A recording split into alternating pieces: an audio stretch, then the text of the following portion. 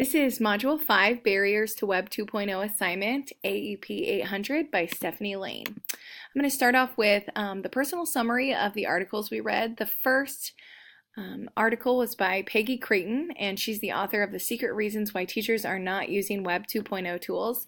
She explains the reasons why teachers have a hard time successfully implementing technology into their content practice. She explains that districts, schools, and teachers have a lack of time, funding, and training. Personally, I feel these reasons are excuses that I use as well as a teacher. We have a phenomenal tech team in my district. However, the team is made up of only 2 individuals who serve 2 high schools, 2 middle schools, and 3 elementary school buildings. They are stretched pretty thin, and because of this, cannot make it to every building in a timely manner. Creighton also referred to daily schedules with teachers being busier than they ever have been before. Because I came into education at a time where differentiation was an expectation, my time has not really changed, rather plateaued. However, I feel I still do not have time in my daily schedule to sit down and watch training videos on how to use technology that doesn't necessarily pertain to my district's technology use. The second article, 7 Common Barriers. Similar to Creighton's writing, 7 Common Barriers that obstruct tech adoption in education kind of touch on the 7 reasons teachers struggle to implement and utilize technology in their classrooms, as well as district buy-in for technology. The reasons include having a lack of vision, changing what a teacher's role should be, considering the achievement gap, figuring out who to scale promising innovations, lacking the money to invest in technology, thinking beyond textbooks, and having a strong infrastructure in place. I know personally our district feels the weight of the achievement gap for sure. Although we supply our 9 to 12 graders with one-to-one technology, there are many of our students without internet at home, let alone even heat or air conditioning. When they get home, they have a lot of other things on their mind than completing homework they really don't have access to. The third article, The Digital Divide. This article is by Carl Vick from The Times, and he discusses the large gap in American access to internet. I really had no idea 1/4 of our nation's population did not have access to internet. It's completely shocking to me. I understand the financial aspect of not being able to afford it, but there seems to be rural areas in the country that are being denied their rights to even have internet wired to their location.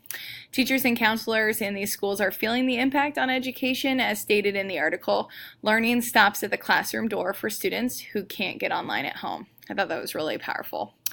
The next one is regarding open educational resources. These are resources that dwell in the public domain and are free to users and districts. In the past, resources were small independent chunks of knowledge and standards, and now they've evolved to full curriculum downloads.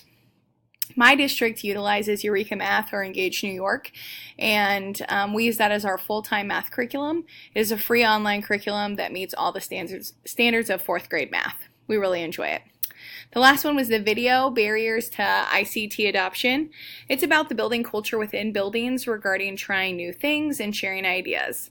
In primary schools where students are one-to-one, the teacher gets to use those resources with the same kids all day, every day, building comfort in technology use for both the teacher and the students. While secondary schools, even if they do have one-to-one devices, the teachers within the building are perhaps seeing these students only 45 minutes a day or every other day, and lack the opportunities to build up technology comfort and practice with those students while balancing time constraints. Moving on to the digital divide. I believe it's possible to resolve the digital divide. However, I do not believe it will get done as mandated by our government. The commitment alone of companies to wire areas without internet is a timely matter. It would be quite significant, let alone the price tag associated with connecting 1/4 of our population's homes. The expectation is that all people should have access to technology in the 21st century, especially those households with students. But in reality, many households are left with slow internet, no internet, or the aspect of relying on cell phone data. Skill sets for 21st century students. I feel passionately about our students being equipped K-12 with many skills to ready them for college, post-secondary education, and training or potential jobs. These skills are vital to their success as they enter our workforce. Technology skills to me is one of the most important skills that make students employable in the future. Early and consistent exposure throughout their education allows them to better prepare for tech they will work with post-graduation. Collaboration and communication are also key to success in the future. Regardless of your job and potential time spent, there are always people, peers or bosses, that our students will have to interact with, even if you're someone who's working a majority of the time alone at your job. Knowing how to appropriately communicate and effectively collaborate with these people will make them more utilizable. Lastly, I value students being exposed to and using soft skills. More and more companies are wanting their employees to possess these skills, such as perseverance, flexibility, responsibility, and even ownership. These character traits and 21st century skills make potential employees and college students stand out as exceptional. The impact of the global economy. The economy affects really everybody on a daily basis. My husband and I live in a small rural community that has one internet provider. Because this company is the sole provider and because of our location, the company sets high rates for internet. Being that we are both teachers, internet is a priority for us at home, so we have to make sacrifice for other ones in order to have the internet we need at home. Having internet, while it feels like a necessity for me, is also a pipeline for cheaper resources and quick delivery from websites like Amazon. Because goods are often delivered or shipped into our community, the prices of things like dog food or toilet paper are usually quite high, and access to the internet allows us to order on a monthly basis in bulk, saving us not only time but also money. Technology training that I could still benefit from. As an educator, I would benefit from training in the areas of coding and robotics. These are kind of things I've touched on before in the class, and I know these two themes are major aspects in jobs across the workforce, and more training and understanding for me yields more experience and authentic, applicable exposure for my students. I would also profit from training in virtual reality within the standards for my students and how to better tailor their individual learning.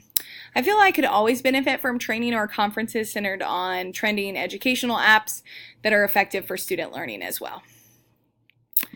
My school. My district has a lot of technology. Within our high school, students who are freshmen and sophomores are one-to-one with iPads, while juniors and seniors are one-to-one with MacBook Airs. Each classroom then is outfitted with a projector and Apple TV as well.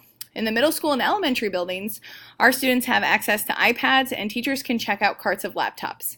The iPads at my level are first generation iPads, so they are really slow and do not make efficient updates, as well as cannot support many newer apps that are out there. We lack probably true 21st century technology that promotes creativity, critical thinking, and collaboration. Advantages. I think there are many advantages to innovative practices within schools. For instance, exposure to technology for students is huge, as it is now really justifiably seen as a 21st century skill. Innovative practices allows teachers, schools, and districts to foster growth and collaboration by enhancing education to meet the needs of our diverse and ever-changing student population. Lastly, I think an introduction of specific practices like project or problem-based learning yields high engagement, productive struggle, and teacher effectiveness. Disadvantages. With the introduction, I think, of anything new or any trending concept, it is valuable to identify the disadvantages you'll face as well. Many students utilize technology at home, often for hours. Exposing students to more technology during the day could potentially yield reliance on technology, maybe act as a distraction, and limit genuine conversation and collaboration with peers. Some students will likely misuse technology by making poor or inappropriate choices, playing games or streaming videos or shows, while teachers may choose poor resources or activities that don't necessarily foster authentic or measurable growth. Experiences. I have really had little to no problems as a fourth grade teacher with technology misuse in my class. The misuse that has maybe occurred has centered on the opening of an app or playing a game during work time, which really in general is relatively small and a pretty easy correctable problem. However, while I've been teaching in my current building and past buildings, there have been students in the K-5 and 4-5 building who have used their school Google accounts to email and chat with their peers during school hours. adults that they do not know. They've watched adult videos and viewed adult images during class, as well as used school emails to create social media pages where they have posted inappropriate images. These types of problems are outlined in our appropriate use contract that students and parents sign at the beginning of the year. If they abuse technology, then they lose technology for a year within our school district. Thank you so much for watching.